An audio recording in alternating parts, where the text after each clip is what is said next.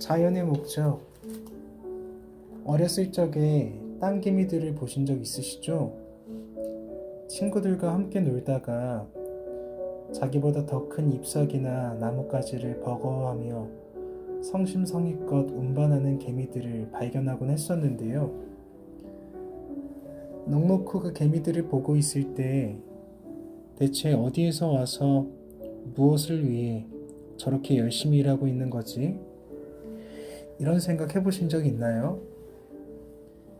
봄에 피는 꽃, 가을에 떨어지는 낙엽, 여름의 뜨거운 햇살, 겨울에 그칠 줄 모르는 눈도 목적을 가질까요?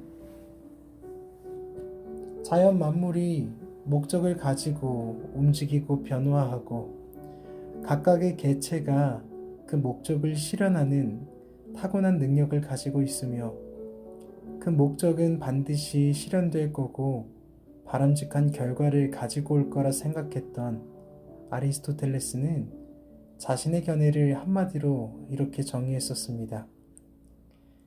자연은 헛된 일을 하지 않는다.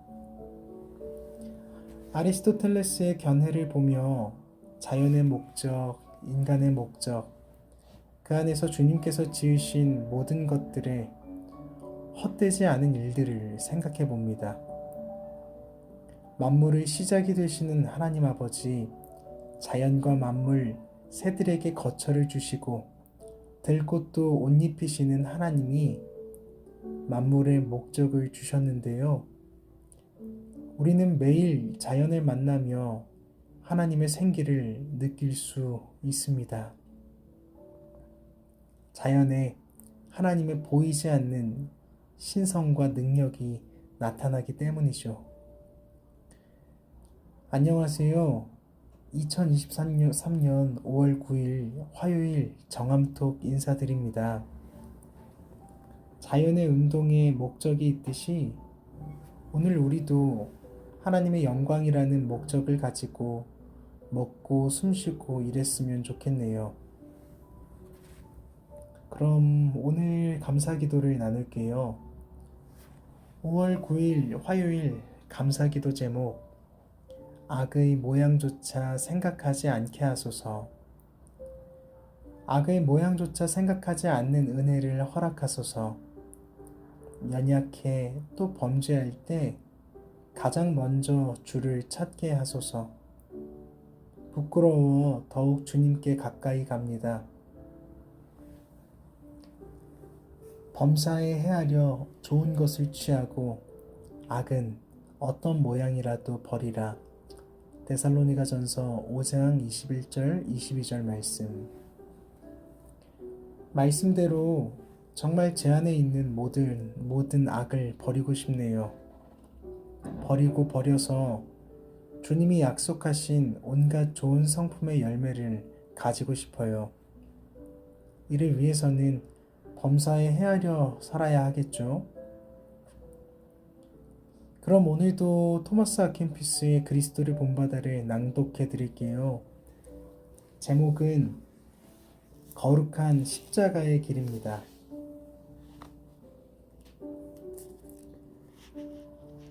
거룩한 십자가의 길.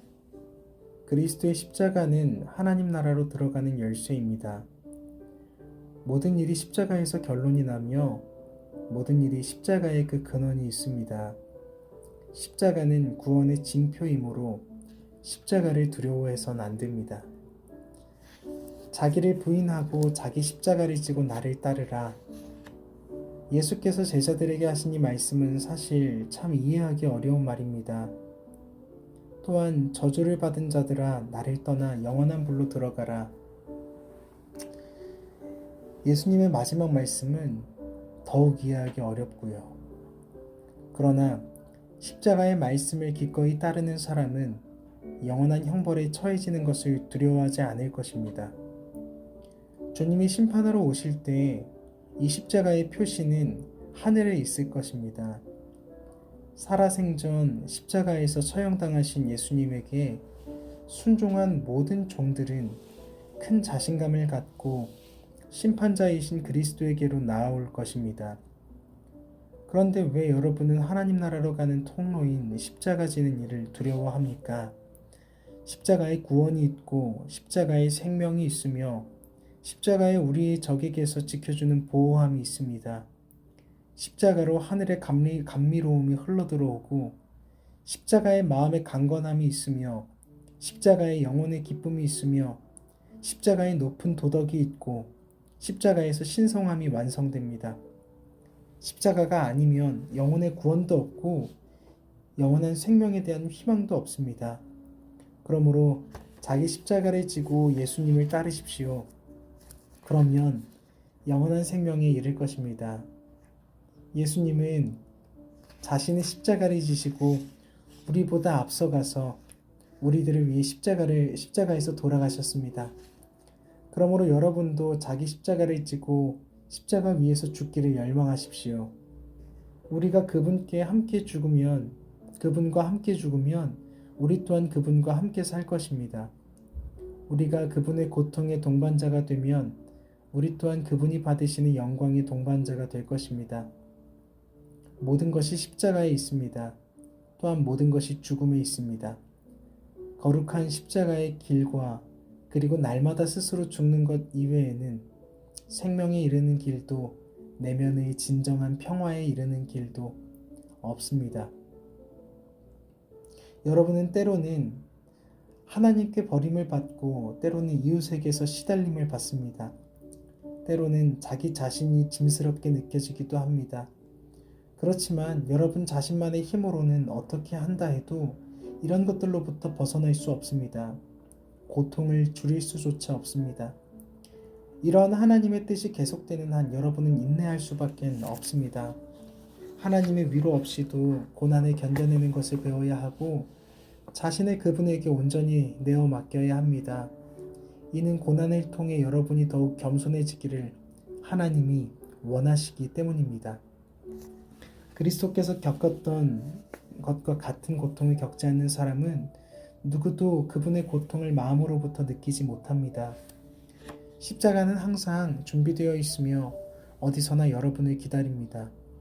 여러분은 어디로 가든지 자기 자신과 함께 가며 그곳에서 항상 자신을 발견할 것이기 때문에 어디로 달아나든지 여러분은 피할 수가 없습니다. 위를 향하거나 밑으로 향하거나 밖으로 향하거나 안으로 향하거나 모든 장소에서 십자가를 발견할 것입니다. 여러분이 내면의 평화를 갖기 원하고 영원한 왕관을 얻기 원하면 어디를 가든 계속 인내해야 합니다. 만일 견디지 못하고 여러분이 십자가를 집어던진다 해도 금세 다른 십자가를 발견할 것입니다. 그 십자가는 이전 십자가보다 더 무거운 십자가일 것입니다. 어떤 인간도 피할 수 없는 일을 여러분은 피할 수 있다고 생각하십니까? 세상의 옛 성인 가운데 살아있는 동안 십자가를 지지 않고 고난을 당하지 않은 성인이 누구입니까? 심지어 우리 주 예수 그리스도께서도 한순간도 고난의 고통을 당하지 않은 때가 없었습니다. 그래서 예수께서 말씀하십니다. 그리스도가 고난을 받고 죽은 지 사흘 후에 죽은 자 가운데서 살아나서 영광을 받을 것이다.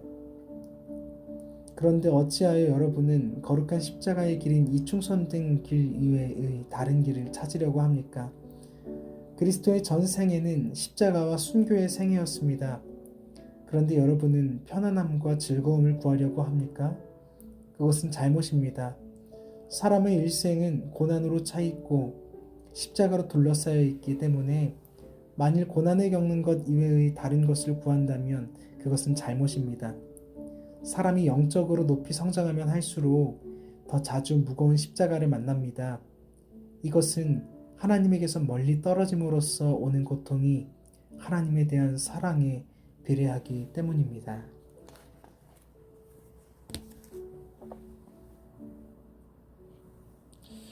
그렇네요. 거룩하다는 건 거룩한 고통의 의미를 안다는 거예요.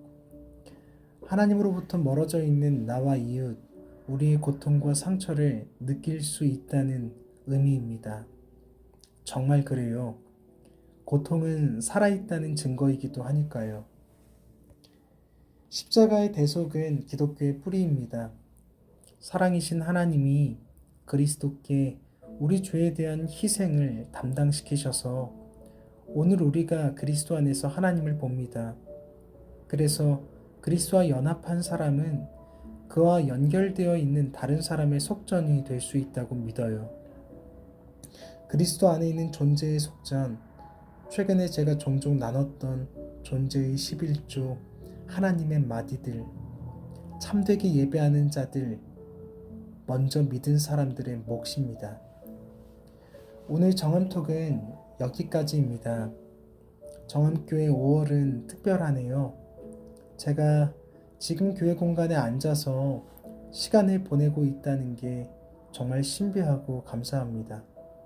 앞으로도 이 공간에서 제 나름의 은혜를 흘려보내도록 노력할게요. 그럼 안녕.